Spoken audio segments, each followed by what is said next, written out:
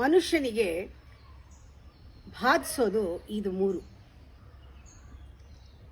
ಜರ, ಮೃತ್ಯು, ರೋಗ ಅಂತ ಹೇಳ್ತಾರೆ. ಜರ ಅಂದರೆ ಓಲ್ಡ್ ಏಜ್, ರೋಗ ಡಿಸೀಸ್, ಮೃತ್ಯು ಡೆತ್.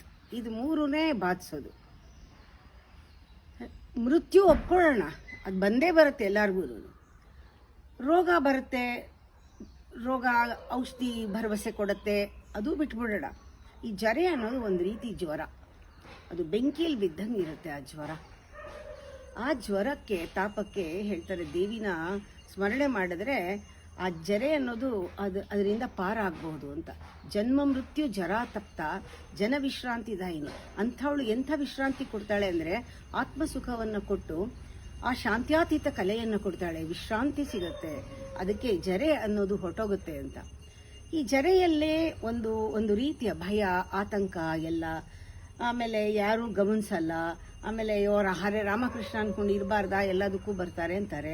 ನಮ್ಮಿಂದ ಏನೂ ಆಗಬೇಕಾಗಿರಲ್ಲ. ಆ ಟೈಮ್ನಲ್ಲಿ ಹಿಂದೆ ಮಾಡಿದ ಜೀವನ ನಮ್ಮನ್ನು ಕಾಡ್ತಾ ಇರುತ್ತೆ, ಯಾರು ನಮ್ಮ ಮಾತು ಕೇಳ್ತಾನೆ ಇಲ್ವಲ್ಲ. ಬಹಳ ಜನಕ್ಕೆ ಇದು ಅಹಂಕಾರಕ್ಕೆ ಬಹಳ ನೋವಾಗತ್ತೆ, ಹರ್ಟ್ ಆಗತ್ತೆ, ಬೇಸರ ಆಗತ್ತೆ, ಇದೆಲ್ಲ ಡಿಪ್ರೆಷನ್ ಆಗತ್ತೆ, ಇದು ಕೋಪ ಬರುತ್ತೆ. ಇದರ ಎಲ್ಲ ಆಗೋದು ನಾವು ಗಮನಿಸ್ತಾ ಇದ್ದೀವಿ. ಎಲ್ಲರಿಗೂ ಕಂಪ್ಲೇಂಟ್ ಎಲ್ಲರ ಮೇಲೂ ಇರುತ್ತೆ. ನಾವು ಅನ್ಕೊಂಡಂಗೆ ಆಗಲ್ಲ, ಅವ್ರವ್ರು ಮಾಡ್ತಿರ್ತಾರೆ. ಇದನ್ನು ಜರೆನಲ್ಲಿ ಬಹಳ ಕಷ್ಟ, ಮನಸ್ಥಿತಿ ಬಹಳ ಬಹಳ ದುರ್ಬಲವಾಗಿರುತ್ತೆ, ವಯಸ್ಸು ಆಗೋಗಿರುತ್ತೆ, ಸಾಯೋಕ್ಕೆ ಗೊತ್ತಿಲ್ಲ, ಸಾಯಕ್ಕಾಗಲ್ಲ, ಯಾವಾಗ ಸಾಯ್ತೀನಿ ಅಂತ ಗೊತ್ತಿಲ್ಲ, ಏನಾಗುತ್ತೋ ಏನೋ ಭಯ, ಆತಂಕ. ಇದನ್ನು ಜರೆ ಅಂತ ಹೇಳ್ತಾರೆ. ಇದರಿಂದ ಹೊರಗೆ ಬರ್ಬೇಕಾದ್ರೆ ನಾವು ಮೊದಲಿಂದನೇ ಒಂಥರ ವಿವೇಕ ಇದ್ದುಬಿಟ್ರೆ ಅದರಿಂದ ಬಿಡುಗಡೆ ಆಗ್ಬಿಡ್ಬೋದು. ಆ ವಿವೇಕದಲ್ಲಿ ನಮಗೆ ಗೊತ್ತಾಗಬೇಕು, ನಮ್ಮಲ್ಲಿ ಒಂದು ಮಗುತ್ವ ಇದೆ. ಅದನ್ನು ಒಳಗಡೆ ಇರೋ ಶಿಶು ಅಂತ ಹೇಳ್ತಾರೆ, ಕಂದ ಅಂತ ಹೇಳ್ತಾರೆ, ಇನ್ನೋಸೆನ್ಸ್ ಅಂತ. ನಾವು ಮಗು ಆಗಿದ್ದಾಗ ಹೇಗಿದ್ವಿ, ಸ್ವಲ್ಪ ಆ ಹಿಂದೆ ಹೋಗಿ ನೋಡಿ, ಅಹಂಕಾರ ಬರೋಕ್ಕೆ ಮುಂಚೆ ನಾವು ಹೇಗಿದ್ವಿ, ಆ ಶಿಶುತ್ವ ಅಂತ. ಆ ಶಿಶುತ್ವನ ನಾವು ಉಳಿಸ್ಕೊಂಡು ಹೊಟ್ಟೋದ್ರೆ ಕಣ್ಣಲ್ಲಿ ಹೊಳಪು ಉಳಿದಿರುತ್ತೆ. ಅಕಸ್ಮಾತ್ ಒಂಥರ ಅರಳು ಮರಳಾದರೂ ಕೂಡ ತಲೆ ಒಂಥರ ನಮಗೆ ಕ್ಲಾರಿಟಿ ಇರುತ್ತೆ. ಆ ಟೈಮ್ನಲ್ಲೂ ಕೂಡ ನಮಗೆ ಕ್ಲಾರಿಟಿ ಇರುತ್ತೆ, ಪಾರದರ್ಶಕ ಒಂದು ದೃಷ್ಟಿಕೋನ ಇರುತ್ತೆ. ಯಾಕೆ ಅಂದರೆ ಆ ಶಿಶುತ್ವದಿಂದ, ಇನ್ನೋಸೆನ್ಸಿಂದ. ಅದು ತುಂಬ ಒಳ್ಳೆ ಮೆಚ್ಯೂರ್ಡ್ ಸ್ಟೇಟ್, ಅದು ಮೆಡಿಟೇಷನ್ ಸ್ಟೇಟ್. ಅದು ಆ್ಯಕ್ಚುಲಿ ಮಗು ಥರ ಇರೋದು. ಆದರೆ ನಾವು ಹುಡುಗಾಟ ಮಾಡೋದಲ್ಲ, ಅಥವಾ ಮಗು ಚೈಲ್ಡಿಶ್ ಆಗಿರೋದಲ್ಲ, ಅದು ಬಹಳ ದೊಡ್ಡ ಮೆಚ್ಯೂರಿಟಿ. ಅದು ಕ್ಲೈಮಿಂಗ್ ಬ್ಯಾಕ್ ಅಂದರೆ going back and retaining it again. ಮತ್ತೆ ವಾಪಸ್ ಅಕಸ್ಮಾತ್ ಹೊರಟೋಗಿದ್ರೆ ದುರಹಂಕಾರದಲ್ಲಿ ಜೀವನ ಮಾಡಿಬಿಟ್ಟಿರ್ತೀವಿ ಯೌವನ ಮುಗಿಯೋವರೆಗೂ. ಆಮೇಲೆ ಅದನ್ನು ವಾಪಸ್ ತಗೊಳ್ಳೋದು ವಿವೇಕದಿಂದ ತಗೊಂಡ್ಬಿಟ್ಟಾಗ ನಮ್ಮಲ್ಲಿ ಬಹಳ ವ್ಯತ್ಯಾಸ, ಟ್ರಾನ್ಸ್ಫಾರ್ಮೇಷನ್ ಆಗುತ್ತೆ. ನಾವು ಆ ಹೊಳಪನ್ನು ಉಳಿಸ್ಕೋಬೇಕು. ಯಾವಾಗ ಮಗುತ್ವ ನಮ್ಮಲ್ಲಿ ಇತ್ತು, ವಯಸ್ಸಾಗಿರುತ್ತೆ, ದೇಹದಲ್ಲಿ ಬದಲಾವಣೆ ಆಗಿರುತ್ತೆ, ಆದರೂ ನಮಗೆ ಮುಪ್ಪು ಬಂದಿರಲ್ಲ. ಆ ನಗು ಮುಖದಲ್ಲಿ ಯಾವಾಗಲೂ ಸಂತೋಷ, ಉತ್ಸಾಹ, ಉಲ್ಲಾಸ ಎಲ್ಲ ಇರುತ್ತೆ. ಅದು ಚೈತನ್ಯ, ಚೇತನ ಇರಬೇಕದು, ಅದನ್ನು ಉಳಿಸ್ಕೋಬೇಕು. ಜೊತೆಯಲ್ಲಿ ನಮಗೆ ಗೊತ್ತಾಗತ್ತೆ, ನಾನು ಯಾವಾಗಲೂ ಹೇಳ್ತಿರ್ತೀನಿ, ಕೆಲವು ಸಿಂಪಲ್ ಪ್ರಿನ್ಸಿಪಲ್ಸ್ ಇಟ್ಕೊಳ್ಳೋಣ, ಸಹಜವಾಗಿರೋಣ, ಸರಳವಾಗಿರೋಣ, ಮತ್ತು ಜವಾಬ್ದಾರಿಯಿಂದ ಇದ್ದು ಏನಿದೆಯೋ ಅದ್ರ ಜೊತೆಗೆ ಆಕ್ಸೆಪ್ಟ್ ಮಾಡಿಕೊಂಡು ಪಾತ್ರ ಮಾತ್ರ ಇವಾಗ ನಿರ್ವಹಿಸೋವಾಗ ನಮಗಿದು ಪಾತ್ರ ಅಂತ ಗೊತ್ತಾಗಿದ್ದು ಮಾಡೋಣ, ಅಂಟ್ಕೊಳ್ಳೋದು ಬೇಡ. ಇದರಲ್ಲಿ ಯಾವುದೋ ಒಂದು ಸೆಂಟೆನ್ಸ್ ಒಳಗಡೆ ಹೊಟ್ಟೋಗ್ಬಿಟ್ರೆ ನಿಜವಾಗ್ಲೂ ಆ ಇನ್ನೋಸೆನ್ಸ್ ಬಂದ್ಬಿಡುತ್ತೆ. ಆ ಇನ್ನೋಸೆನ್ಸ್ ಅನ್ನೋದು ಯಾಕೆಂದರೆ ಅಮರತ್ವ, ಅದು ಸಾಯಲ್ಲ, ಅದೊಂದೇ ಶಾಶ್ವತವಾಗಿ ನಮ್ಮಲ್ಲಿ ಉಳ್ಕೊಂಡಿರೋದು. ಅದು ಅಹಂಕಾರದಿಂದ ಮುಚ್ಚೋಗ್ಬಿಟ್ಟಿದೆ, ಅದು ವಾಪಸ್ ಬರಬೇಕಷ್ಟೇ. ಅದು ಒಂದು ನಮ್ಮ ದೇಹ ಮುಪ್ಪಾಗ್ತಾ ಆಗ್ತಾ ಆ ಇನ್ನೋಸೆನ್ಸು ಒಂದು ಆಕೃತಿ, ಒಂದು ಆಕಾರವನ್ನು ತಗೊಂಡಿದೆ ಅಷ್ಟೇನೆ. ಆದರೆ ಇನ್ನೋಸೆನ್ಸ್ ಉಳಿದಿದೆ. ಅಂದರೆ ಯೌವನ ಒಂದು ಮಾರ್ಪಾಡಾಗಿದೆ ಅಷ್ಟೇ ನಮ್ಮಲ್ಲಿ ಅಂತ ಅನಿಸುತ್ತೆ. ಯೌವನ ಮಾರ್ಪಾಡಾಗಿದೆ, ಆದರೆ ಶಿಶುತ್ವ ಹಾಗೆಯೇ ಮಗುತ್ವ ಇದೆ ಅಂತ. ಆವಾಗ ನಮಗೆ ಗೊತ್ತಾಗುತ್ತೆ, ಈ ದೇಹ ಅನ್ನೋದು, ಮೃತ್ಯು ಅನ್ನೋದು ಹೆದರಬೇಕಾಗಿಲ್ಲ. ಇದು ಈ ದೇಹ ಕೆಲಸ ಎಲ್ಲ ಆದಮೇಲೆ, ಇದು ಪೂರೈಸಿದ ಮೇಲೆ ಡ್ಯೂಟಿ ಇದು ಹೊರಟೋಗುತ್ತೆ, ಇದಿರಲ್ಲ. ಯಾವಾಗ ನಾನು ಇನ್ನೋಸೆಂಟ್ ಆಗಿ ವಿವೇಕದಲ್ಲಿ ನಾನು ಜೀವನ ಮಾಡ್ತೀನಿ, ಈ ಅನುಭವಗಳೆಲ್ಲ ಒಂಥರ ಅಧ್ಯಾತ್ಮದ ಅನುಭವಗಳು. ಇದು ನನ್ನನ್ನು ಕಾಪಾಡುತ್ತೆ, ಇದು ನನ್ನ ಹಿಂದೆ ಬರುತ್ತೆ ಅಂತ. ಎಲ್ಲವೂ ನಮ್ಮ ಹಿಂದೆ ಬರುತ್ತೆ. ನಿಜವಾಗ್ಲೂ ಈ ಮೃತ್ಯು ಅನ್ನೋದು ನಿಜವಾಗ್ಲೂ ವಾಸ್ತವಿಕವಾಗಿ ಅದಕ್ಕೆ ಒಂದು ಸಾವು ಅಂತ ಇದ್ದಿದ್ರೆ, ಮತ್ತೆ ಆ ಸಾರ ಇದೆಯಲ್ಲ, ಆ ಸತ್ವ ಇದೆಯಲ್ಲ, ಆ ಒಂದು ಅಸ್ತಿತ್ವದ ಸಾರ, ಅದು ಅಸಂಬದ್ಧ ಆಗ್ಬಿಡೋದು. ನಿಜವಾಗ್ಲೂ ಮೃತ್ಯು ನಿಜ ಆಗ್ಬಿಟ್ರೆ ಆ ಸಾರ ಎಲ್ಲಿ ಹೋಗ್ಬೇಕು, ಎಲ್ಲಿ ಮನೆ ಮಾಡ್ಕೋಬೇಕದು? ಖಂಡಿತ ಆ ಸಾರ ಎಲ್ಲೂ ಹೋಗಲ್ಲ. ಶಂಕರಾಚಾರ್ಯರು ಇಲ್ಲ ಅಂತಲ್ಲ, ಅವರ ಒಂದು ಜ್ಞಾನ ಹೇಗೆ ಪಸರಿಸ್ತಾ ಇದೆ. ಸುಬ್ಲಕ್ಷ್ಮಿ ಇಲ್ಲ, ಈಗಿನ ಎಕ್ಸಾಂಪಲ್ಲೇ ತಗೊಳ್ಳಿ. ಆ ಹಾಡು ಅನ್ನೋದು, ಸಂಗೀತ ಅನ್ನೋದು ಇನ್ನೂ ವಿಸ್ತಾರವಾಗ್ತಾ ಇದೆ. ಜೀಸಸ್ ಅಂದ ತಕ್ಷಣ ಪ್ರೇಮ ವಿಸ್ತಾರವಾಗ್ತಾ ಇದೆ. ಬುದ್ಧ ಅಂದ ತಕ್ಷಣ ಅನುಕಂಪ ವಿಸ್ತಾರವಾಗ್ತಿದೆ. ಇದೆಲ್ಲ ಗುಣ, ಕ್ವಾಲಿಟಿ ಏನೇನು ಇಂಬೈಬ್ ಮಾಡ್ಕೊಂಡಿದ್ರು ಅದೆಲ್ಲ ಕೂಡ ಇವತ್ತೂ ಜೀವಂತವಾಗಿದೆ. ಯಾವುದೂ ಹೋಗೋದಿಲ್ಲ.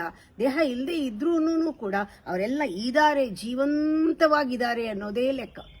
ಈ ಥರ ನಮಗೆ ಗೊತ್ತಾಗಬೇಕು. ಯಾವುದೂ ಹೋಗೋದಿಲ್ಲ. ನಾವು ಒಳ್ಳೇದೆಲ್ಲ ಸಂಪಾದಿಸಿದ್ರೆ ಖಂಡಿತವಾಗ್ಲೂ ಅದು ನಮಗೆ ಉದ್ಧಾರ ಆಗೇ ಆಗತ್ತೆ. ಯಾವುದೋ ಒಂದು ಜನ್ಮದಲ್ಲಿ ನಾವು ಮಹಾನ್ ಪುರುಷರಾಗ್ತೀವಿ, ಮಹಾತ್ಮರಾಗ್ತೀವಿ, ದೇವರಾಗ್ತೀವಿ, ಈ ಒಂದು ಭರವಸೆ ಖಂಡಿತ ಇರಬೇಕು. ಅಂದರೆ ಅವತಾರ ಪುರುಷರೆಲ್ಲರೂ ಕೂಡ ಅವ್ರ ಜನ್ಮ ಬಹಳ ಅಮೂಲ್ಯವಾದ ಶ್ರೇಷ್ಠವಾದ ಜನ್ಮ. ಇದು ಘಟಿಸತ್ತೆ, ಇದು ಆಗೋದಲ್ಲ. ಇದು ಒಂಥರ ಇದು ಒಂಥರ ಹ್ಯಾಪಿನಿಂಗ್ ಅಂತಾರೆ. ಆ ಥರದವರು ಹಾಗೆ ಅವಶ್ಯಕತೆಗೆ ಕರೆಕ್ಟಾಗಿ ಬಂದ್ಬಿಡ್ತಾರೆ ಈ ಅವತಾರ ಪುರುಷರು. ಇದಕ್ಕೆ ಮಿಲಿಯನ್ ಕೋಟಿ ಜೀವಗಳು ಆ ಒಂದು ಸ್ಥಿತಿ ಮುಟ್ಟೋದಕ್ಕೆ ಈ ಒಂದು ವಿಶ್ವದಲ್ಲಿ ಅದು ಒದ್ದಾಡ್ತಾ ಇದೆ. ಅಂದರೆ ಆ ಅಲ್ಟಿಮೇಟ್, ಆ ಶಾಶ್ವತತೆ ಅಂತ ಏನಿದೆಯೋ, ಆ ಅಮರತ್ವಕ್ಕೆ ಎಲ್ಲ ಜೀವಗಳು ಹೀಗೆ ಸೇರ್ಕೋಬೇಕು ಅಂತ ಆ ಆಕರ್ಷಣೆ, ಆ ಪರಮಾತ್ಮನ ಜೊತೆ ಜೀವಾತ್ಮನ ಆಕರ್ಷಣೆ ಇದ್ದೇ ಇದೆ. ಅಂದ್ರೆ ಇವಾಗ ಮಹಾತ್ಮರು, ಇವಾಗ ಅವತಾರ ಪುರುಷರು ಬಂದು ಅವ್ರದ್ದು ಅವತಾರ ಮುಗಿದ ಮೇಲೆ ದೇಹ ಇಲ್ಲ, ದೇಹ ಬಿಡಬಹುದು. ಆದರೆ ಅವರನ್ನ ಭರಿಸುವಂತಹ ಇನ್ನೊಂದು ದೇಹ ಇರಬೇಕಲ್ವಾ? ಅಥವಾ ಅವರನ್ನ ಧರಿಸುವಂತಹ ದೇಹ, ಇವರು ಭರಿಸುವಂತಹದ್ದು ಯಾವ್ದಾದ್ರು ಒಂದು ದೇಹ, ಅದು ಅಸಾಧ್ಯ. ಅದರಿಂದ ಆ ಶಾಶ್ವತತೆ ಅನ್ನೋದು ಅವ್ರನ್ನ ಹೀರ್ಕೊಂಡ್ಬಿಡುತ್ತೆ. ಅವರು ಅದರಲ್ಲಿ ಒಂದಾಗ್ಬಿಡ್ತಾರೆ. ಎಲ್ಲರಿಗೂ ಇದು ಸಿಗಲ್ಲ, ಕೆಲವ್ರಿಗೆ ಮಾತ್ರ ಸಿಗೋದು ಬೆರಳೆಣಿಸಿದಷ್ಟು. ಇನ್ನು ಮಿಕ್ಕದವರೆಲ್ಲರೂ ಕೂಡ, ಹಲವರೆಲ್ಲ ಮತ್ತೆ ಆಕೃತಿಯನ್ನು ತೆಗೆದುಕೊಂಡು ಆ ಒಂದು ಅದಕ್ಕೇನು ಹೇಳ್ತಾರೆ, ಮತ್ತೆ ಆಕೃತಿಯನ್ನು ತೆಗೆದುಕೊಂಡು ಜನ್ಮ ತಗೊಂಡು ಅವರು ಬರ್ತಾರೆ. ಇವರೆಲ್ಲ ವರದಾನ. ಇವರು ಅಭಿವ್ಯಕ್ತವಾಗ್ತಾರೆ ಆಕೃತಿ ತಗೊಂಡು. ಇವರೆಲ್ಲರೂ ವರದಾನವಾಗಿ ನಮಗೆ ಸಿಗ್ತಾರೆ. ಅವರು ಮಹಾನ್ ಪುರುಷರು. ಅವರು ಬೇರೆಯವ್ರನ್ನೂ ಕೂಡ ಮಹಾನ್ ಪುರುಷರನ್ನಾಗಿ ಮಾಡ್ತಾರೆ. ಇದು ಒಂದು ರೀತಿ ಇಂಥವರು ಹೂವರಳಿದೆ ಅಂತ. ಇಂಥ ವರದಾನ ಆಗಿರೋರೆಲ್ಲರೂ ಕೂಡ ಅರಳಿರೋ ಹೂಗಳು. ಮತ್ತೆ ಅವತಾರ ಪುರುಷರೆಲ್ಲ ಇವರ ಮೂಲಕ ಆ ಸೌಗಂಧವನ್ನ ಪಸರಿಸೋದಕ್ಕೆ ಮೇಲಿಂದನೇ ಅನುಗ್ರಹ ಮಾಡ್ತಾ ಇರ್ತಾರೆ.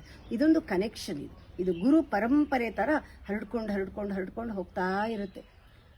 ಸತ್ಸಂಗದಲ್ಲಿದ್ದಾಗ, ಅಂಥ ಮಹಾಪುರುಷರ ಸನ್ನಿಧಾನಕ್ಕೆ ಬಂದಾಗ ನಾವು ಆ ಸೌಗಂಧವನ್ನ ಎಷ್ಟು ಹೀರ್ಕೊಂಡ್ಬಿಡ್ಬೇಕು. ನಾವಿವಾಗ ಶಂಕರಾಚಾರ್ಯರನ್ನ ಅವ್ರನ್ನ ಏನಂತೀವಿ, ನಮ್ಮ ಭಾವನೆಯಲ್ಲಿ, ಭಕ್ತಿಯಲ್ಲಿ ನಾವು ಅಖಂಡತೆಯನ್ನ ಶಿವ ಅಂತ ಕರೆದ್ರೆ ಅವರು ಶಿವಸ್ವರೂಪ ಅಂತಲೇ ನೋಡ್ತೀವಿ. ಶ್ರೀಧರ ಸ್ವಾಮಿಗಳನ್ನ ನಮ್ಮ ಭಾವನೆಯಲ್ಲಿ ಪರಮಾತ್ಮನನ್ನ ದತ್ತಾತ್ರೇಯ ಅಂತ ನೋಡಿದ್ರೆ ಅವ್ರು ದತ್ತಾತ್ರೇಯ ಸ್ವರೂಪ ಅಂತ ಹೇಳ್ತೀವಿ. ಅವರು ಅದರಲ್ಲಿ ಲೀನವಾಗ್ಬಿಟ್ಟಿದ್ದಾರೆ. ಮತ್ತೆ ಯಾವಾಗ ಅವಶ್ಯಕತೆ ಬಂದಾಗ ಅವರು ಮಹಾನ್ ಪುರುಷರಲ್ಲಿ ಕೆಲಸ ಮಾಡ್ತಾರೆ. ಇದನ್ನ ನಾವು ಮರೀಲೇಬಾರ್ದು. ನಾವು ಆ ಚೇನ್ಗೆ ಹೇಗೋ ಸತ್ಸಂಗದಲ್ಲಿದ್ದು ಸೇರ್ಕೊಂಡ್ ಬಿಡ್ಬೇಕು. ಆ ಗುರು ಪರಂಪರೆಗೆ ನಾವು ಸೇರ್ಕೊಂಡ್ ಬಿಡ್ಬೇಕು. ಅದರಿಂದ ಯಾವಾಗಲೂ ಕೂಡ ಆ ಮೇಲಿಂದ ಒಂದು ಅನುಗ್ರಹ ಬರ್ತಾನೇ ಇದೆ. ಒಂದು ಕಲ್ಲು ಹಾಕಿದ್ರೆ ಕೆಳಗೆ ಬಂದೇ ಬರುತ್ತಲ್ಲ, ಆ ರೀತಿ ಕೆಳಗೆ ಬರ್ತಾ ಇರೋದು. ಆದರೆ ನಾವು ಓಪನ್ ಆಗಿದ್ರೆ ಮಾತ್ರ ಅದು ನಾವು ರಿಸೆಪ್ಟಿವ್ ಆಗಿದ್ರೆ ಅದನ್ನ ನಾವು ಸ್ವೀಕರಿಸಬಹುದು. ಅವಕಾಶನ ಕಾಯಬಾರ್ದು ನಾವು. ಇಂಥದೆಲ್ಲ ಮನುಷ್ಯನ ಜನ್ಮದಲ್ಲಿ ಇಂಥ ಅವಕಾಶಕ್ಕೆಲ್ಲ, ಕಲಿಯೋ ಅವಕಾಶಕ್ಕೆಲ್ಲ ನಿಜವಾಗ್ಲೂ ನಾವು ಸಿದ್ಧವಾಗಿರ್ಬೇಕು, ಕಾಯಬಾರ್ದು. ಬಾಗಲ್ ತಟ್ಲಿ ಬಂದು ನೋಡೋಣ ನಾಳೆ ಅಂತ ಇಲ್ಲ, ಅದು ನಾಳೆ ಬರೋಲ್ಲ. ಅದನ್ನ ನಾವು ಕಾಯ್ಕೊಂಡು ಕೂತ್ಕೋಬೇಕಾಗಿಲ್ಲ. ಬಾಗಲ್ ತಕ್ಕೊಂಡು ಆಚೆ ಬರಬೇಕು. ಅಂದ್ರೆ ಕಲಿಯೋದಕ್ಕೆ ಸಿದ್ಧರಾಗಿರ್ಬೇಕು. ಕಲಿಯೋದಕ್ಕೆ ಸಿದ್ಧರಾಗಿರೋದು ಅಂದ್ರೆ ನಾವು ಈ ಶರೀರವನ್ನ ಅಶರೀರವಾಗಿ ಅನುಭವಿಸೋ ಅವಕಾಶ, ಶರೀರದಿಂದ ಅಶರೀರತೆಗೆ ಹೋಗುವುದೇ ಒಂದು ಅವಕಾಶ, ಮತ್ತೆ ಸಂಭೋಗದಿಂದ ಸಮಾಧಿಗೆ ಹೋಗುವುದೇ ಒಂದು ಅವಕಾಶ. ನಮಗೆಲ್ಲ ನಮ್ಮಲ್ಲಿರುವ ಒಂದು ಕ್ರೋಧ, ಇದು ಕಂಪ್ಲೀಟ್ ನಮ್ಮಲ್ಲಿ ಆ ಟ್ರಾನ್ಸ್ಫಾರ್ಮೇಶನ್ ಆಗಿ ಆ ಒಂದು ಪ್ರೇಮ ಬರೋದೇ, ಎಲ್ಲರಲ್ಲೂ ಪ್ರೀತಿ ಬರೋದೇನೆ ಒಂದು ಅವಕಾಶ. ನಮ್ಮಲ್ಲಿ ದುರಾಸೆ ಇದ್ರೆ ಅದು ಹೋಗ್ಬಿಟ್ಟು ಅನುಕಂಪ ಬರೋದೇ ಒಂದು ಅವಕಾಶ. ನಾವು ನೋಡಬೇಕು, ನಮ್ಮ ಅಹಂಕಾರ ಸಾಯೋಕ್ಕಿಂತ ಬೇರೆ ಯಾವುದೂ ಗ್ರೇಟ್ ಅಲ್ಲ. That is the greatest death. ಅಹಂಕಾರ ಸತ್ತ ಕ್ಷಣನೇ ಆ ಇನ್ನೋಸೆನ್ಸ್ ಅನ್ನೋದು, ಮಗುತ್ವ ಅನ್ನೋದು ಬಂದ್ಬಿಡುತ್ತೆ ನಮಗೆ. ಆ ದೈವತ್ವ, ಮಗುತ್ವ ಒಂದೇ. ಅದು ಬಂದ್ಬಿಡುತ್ತೆ. ಅಹಂಕಾರ ಸಾಯ್ಬೇಕಾದ್ರೆ ನಾವು we have to go deep into the ego. ಒಳಗಡೆ ಹೋದಾಗ ಆ ಒಳಗಡೆ ನಮಗೆ ಆ ಮೃತ್ಯು ಏನು ಅನ್ನೋದು ಗೊತ್ತಾಗೋಗುತ್ತೆ. ಓ, ಇದಕ್ಕಿಂತ ಮೃತ್ಯು ಬೇರೆ ಇಲ್ಲ, ದೇಹ ಹೋಗೋದೇನು ಮೃತ್ಯು ಅಲ್ಲ, ಅದೇನೋ ಕೆಲಸ ಮುಗಿಸಿದೆ ಹೋಗುತ್ತೆ, ಇನ್ನೊಂದು ದೇಹ ಸಿಗುತ್ತೆ, ನಾನು ಸಂಪಾದಿಸಿದ್ದು ಈ ದೇಹದಲ್ಲಿ ಎಲ್ಲೂ ಹೋಗಲ್ಲ, ನನ್ನ ಹಿಂದೆನೇ ಬರುತ್ತೆ, ಇದು ನಮಗೆ ಗ್ಯಾರಂಟಿ ಆಗಿಬಿಡುತ್ತೆ. ಅದನ್ನೇ ಕಲೆ ಅಂತ ಹೇಳ್ತಾರೆ. ಈ ಥರ ಜೀವಂತಿಕೆಯಿಂದ ಸಂಪೂರ್ಣವಾಗಿ ಪ್ರತಿಕ್ಷಣನೂ ಜೀವಿಸಿ ಇರೋದು ಒಂದು ಕಲೆ, ಒಂದು ಕೌಶಲ್ಯ ಅಂತ ಹೇಳ್ತಾರೆ. ಇದರಿಂದ ನಮಗೆ ಒಂದು ತಿಳುವಳಿಕೆ ಬರುತ್ತೆ. ಆ ತಿಳುವಳಿಕೆ ಬಹಳ ಮುಖ್ಯ. ಅದರಲ್ಲೇನೆ ನಮಗೆ ಹುಟ್ಟು ಸಾವು ಏನು ಅನ್ನೋದು ರಹಸ್ಯಗಳು ಗೊತ್ತಾಗೋದು. ಬದುಕಿ ಸಾವಿನ ರಹಸ್ಯ ತಿಳ್ಕೋಬೇಕು. ಸಾವಿನ ರಹಸ್ಯ ತಿಳ್ಕೊತೀನಿ ಅಂದ್ಬಿಟ್ಟು ನೆಗೆಟಿವ್ ಆಗಿ ಅಪ್ರೋಚ್ ಮಾಡಿದ್ರೆ ಜೀವನನ ಪ್ರಯೋಜನ ಆಗೋದಿಲ್ಲ. ನೆಗೆಟಿವಿಟಿಯಿಂದ ಏನೂ ಪ್ರಯೋಜನ ಆಗೋದಿಲ್ಲ. ನಾವು ಇವಾಗ ಬದುಕ್ತಾ ಇದ್ದೀವಿ, ಇವಾಗ ಜೀವಂತವಾಗಿದ್ದೀವಿ, ಇವಾಗ ಸಾವಿದೆಯಾ, ಮೃತ್ಯು ಇದೆಯಾ? ಈಗ ಇಲ್ಲ, ಬದುಕಿದೆ. ಯಾಕೆ ಮೃತ್ಯುವಿನ ಯೋಚನೆ? ಬದುಕಿದೆಯೋ ಇಲ್ವೋ ಈಗ? ಆ ಬದುಕು ಒಂದು ಬೆಳಕು ಹಾಗೆ. ಇವಾಗ ಬೆಳಕಿದ ಮೇಲೆ ಕತ್ಲೆ ವಿಚಾರ ಯಾಕೆ ಬೇಕು? ಇದು ಒಂದು ಒಂದು ಪ್ರೇಮದ ಅನುರಾಗದ ಒಂದು ಪ್ರೇಮದ ಒಂದು ಕಲೆ. ಈ ಜೀವನ ಒಂದು ನಾಟಕ, ಲೀಲೆ, ಕಲೆ, ಸಂಗೀತ, ಇದೊಂದು ನೃತ್ಯ ಥರ, ಇದು ಆರ್ಟ್. ಇದು ಈ ಕ್ಷಣ ಇದೆ, ಈ ಕ್ಷಣ ಸಾವಿಲ್ಲ ಅಂದಾಗ ಅದ್ರ ಬಗ್ಗೆ ಯೋಚನೆ ಮಾಡೋದು ಬೇಡ ಅಂತ. ಆ ಮಗು ಹೇಗೆ ಆ ಪ್ರತಿಯೊಂದು ಕ್ಷಣನೂ ಸಂತೋಷವಾಗಿರುತ್ತೋ ಆ ರೀತಿ ಸಂತೋಷವಾಗಿದ್ಬಿಟ್ರೆ ಆ ಜರೆ ಅನ್ನೋದನ್ನ ನಾವು ಈ ಒಂದು ವಿವೇಕದಿಂದಲೇ ಅದನ್ನ ತೆಗೆದು ಹಾಕ್ಬಿಡ್ಬೋದು.